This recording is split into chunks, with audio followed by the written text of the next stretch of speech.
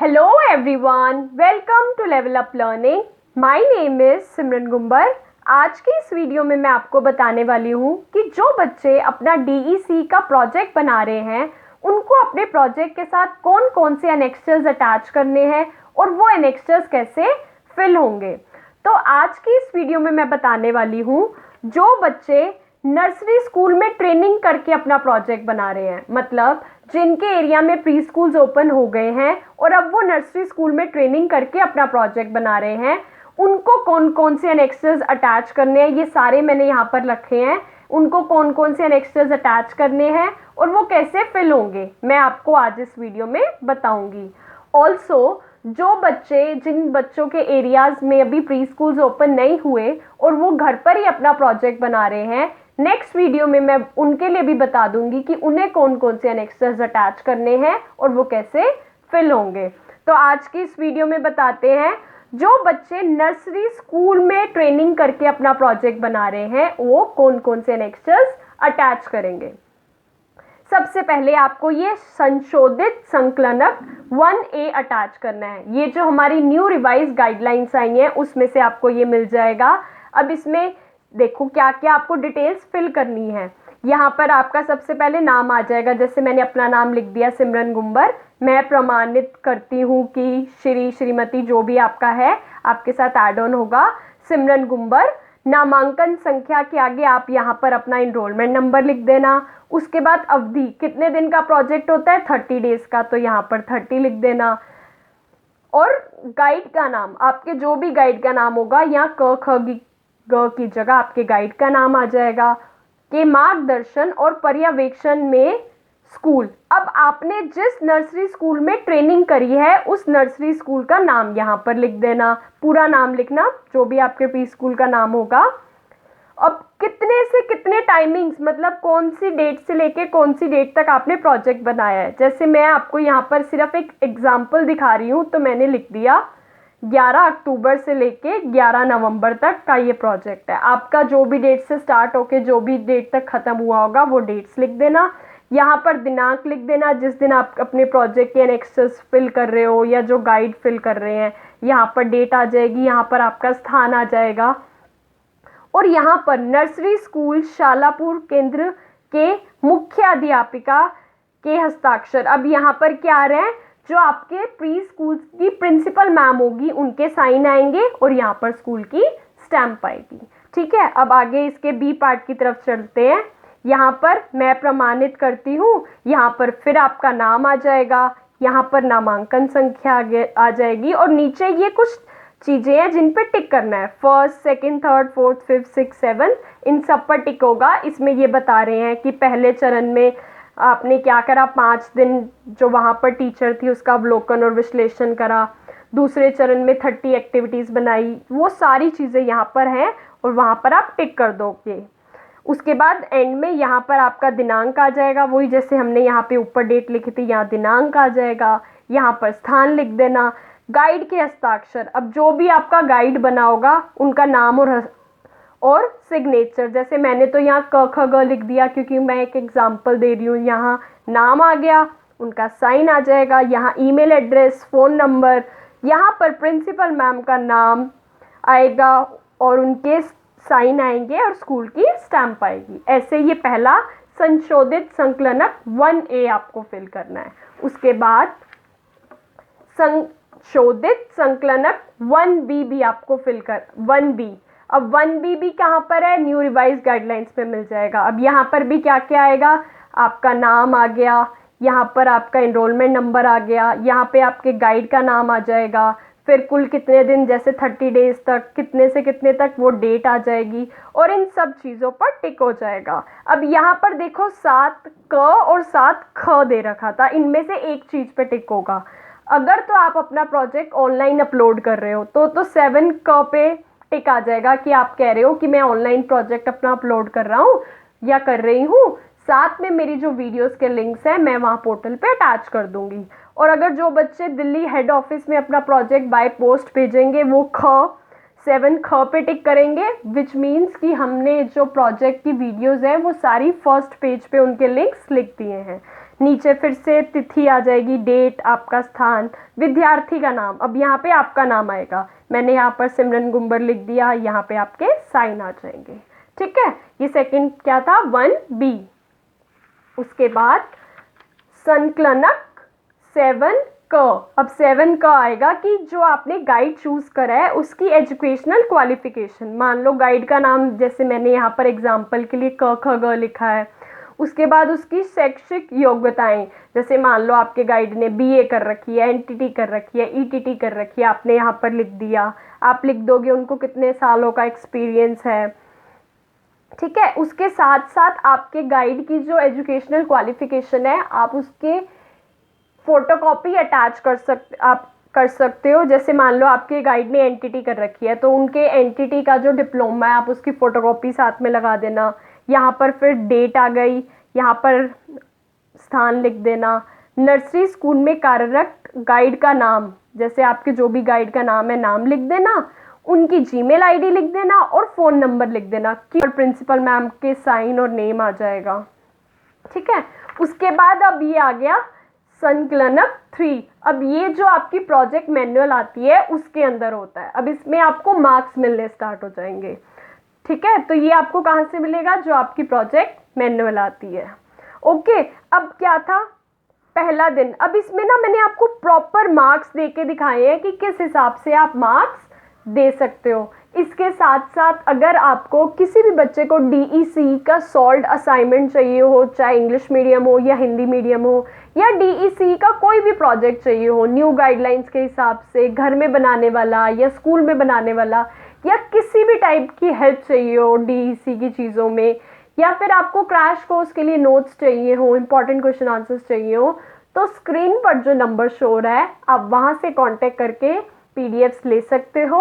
और वीडियो के डिस्क्रिप्शन में लेवल अप लर्निंग का कॉन्टैक्ट नंबर मिल जाएगा, आप वहाँ से कॉन्टैक्ट करके प्रोजेक्ट की PDF ले सकते हो, सॉल्व्ड असाइनमेंट ले सकते हो, जो भी आपको नीड होगी। साथ में हम आपको सारी चीज़ें समझा देंगे। तो अब यहाँ पर पहले चरण में 5 दिन का अवलोकन करना था ना, तो आपको आउट ऑफ 10 मार्क्स देने थे। मान लो पहले दिन 9 नंबर मिल गए, अगले दिन 9 मिले, फिर 9 मिले, फिर 8 मिले, 9 मिले, तो आउट ऑफ 50 आपको मिल गए 44। ऐसे ही दूसरे चरण में क्रिया योजना बनाने के 10 आउट ऑफ 10 नंबर मिलने थे, आयोजित करने के आउट ऑफ 10 में से मिलने थे, रिपोर्ट के आउट ऑफ 10 करने के मिलने थे। मैं आपको एक बताती हूँ, मान लो दूसरे चरण का पहले दिन की पहली एक्टिविटी, क्रिया आयोजन करने के मिल गए 9 नंबर, आयोजित करवाने के मिले 8 नंबर, रिपोर्ट के मिले 8 नंबर, तो ये तीनों कितने हो गए, 25। मतलब पहली एक्टिविटी में आपको आउट ऑफ 30 25 मार्क्स मिले हैं। ऐसे ही सेकेंड एक्टिविटी में क्रिया योजना के मिल गए 2, आयोजित करवाने के यहाँ पर थे 9, क्रिया आयोजित करवाने के भी 9 मिल गए, रिपोर्ट के 8 मिल गए, तो टोटल आपको पहली सेकेंड एक्टिविटी में मिल गए 26। In the same way third, fourth, fifth, ऐसे सारी की सारी एक्टिविटीज़ के आपको मार्क्स मिलते जाएंगे और यहाँ पर आते जाएंगे कि 6th एक्टिविटी में टोटल इतने मिले, 7th में इतने मिले, 8th में इतने मिले, ऐसे चलते जाएंगे। उसके बाद एंड में आप क्या करोगे, ये वाले जो मार्क्स चल रहे हैं ऐसे चलते चलते इनका टोटल करके आप यहाँ पे लिख दोगे। जैसे मैंने लिख दिया ये टोटल हो रहा है 281, ऐसे ये पीछे से चलते हुए टोटल कर दिया यहाँ पर, ये टोटल कर दिया यहाँ पर, और ये जो हर एक्टिविटी के टोटल अंक मिल रहे थे इन सबको टोटल करा तो यहाँ पर मिल गए 827, विच मीन्स ये ना टोटल दूसरा चरण 900 नंबर का था, तो 900 में से कितने मिल गए, 827। आपके जितने भी नंबर होंगे जिस हिसाब से, मैं आपको एक सैंपल दिखा रही हूँ कि ये मिल गया आपको टोटल दूसरे चरण में 827।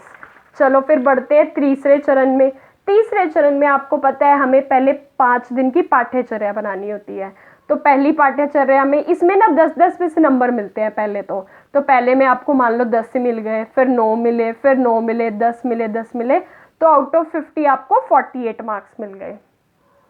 ठीक है जी, अब बढ़ते हैं जो हमारा तीसरा चरण है। अब उसमें होता है गिवन कि एक दिन में आप मिनिमम 3 एक्टिविटीज करवा सकते हो, मैक्सिमम 4। हमने 3 के हिसाब से बताया कि मान लो पहली एक्टिविटी में क्रिया योजना के आउट ऑफ 10 मिल गए, आयोजित करवाने के 10 में से 9 मिल गए, रिपोर्ट में 10 में से 10 मिल गए, तो पहली एक्टिविटी में टोटल कितने मिल गए, 29 मार्क्स। पहले दिन की ही दूसरी एक्टिविटी में टोटल मिल गया 28 मार्क्स। पहले दिन की तीसरी एक्टिविटी में टोटल मिल गए 27 मार्क्स। ऐसे ही दूसरे दिन की एक्टिविटीज़ के 27, 27, 28 हो गए, तीसरे दिन के, चौथे दिन के और ये 5वें दिन के। अब यहाँ पर ऐसे टोटल ये सारे मार्क्स को टोटल करते करते यहाँ लिख देना, जैसे 141 हो गया। इस वाली लाइन को टोटल करके यहाँ लिख देना 135 हो गया। इस वाली लाइन को टोटल करके यहाँ लिख देना 134 हो गया। और ये जो टोटल एक्टिविटीज़ के मार्क्स आ रहे थे इनको टोटल करके लिखोगे तो ये आ गया यहाँ पे 410। ये मैंने आपको इस हिसाब से बताया कि अगर आप एक दिन में 3 एक्टिविटीज़ करवाते हो तो आपको 450 में से कितने मार्क्स मिलेंगे? 410। ठीक है। अब अगर आप एक दिन में 4 एक्टिविटीज़ करवा रहे हो तो चौथी एक्टिविटी के भी यहाँ मार्क्स ऐड ऑन हो जाएंगे और वो 500 में से आ जाएंगे। ठीक है। अब यहाँ पर क्या कह रहे हैं? तृतीय चरण में टोटल अंक। तृतीय चरण यहाँ था, पहले यहाँ 48 मिले और यहाँ मिले 410, तो हमने लिख दिया 48 + 410, 458 मार्क्स मिल गए हमें तीसरे चरण में। ठीक है। अब यहाँ पर कह रहे हैं परियोजना कार्य के लिए शिक्षार्थी द्वारा प्राप्त कुल अंक, मतलब टोटल आउट ऑफ कितना था? पहला चरण 50 मार्क्स का था, हमने यहाँ 50 लिख दिया।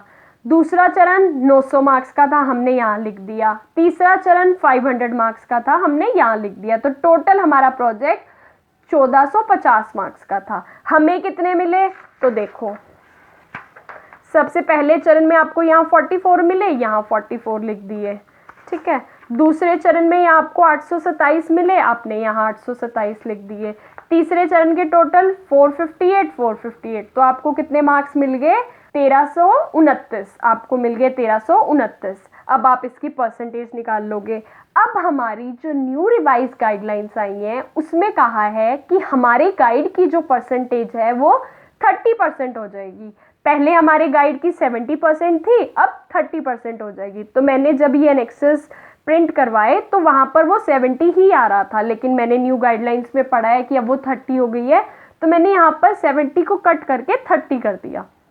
अब 1329 कितने में से आए? 1450 में से इंटू 30, उसकी 30% बन गई 27.496, जो भी आगे बन रही थी। हमने पॉइंट के बाद वाली फिगर को राउंड ऑफ करके यहाँ पर लिख दिया 27.5, मतलब आउट ऑफ 30 आपको मिल रहे हैं 27.5।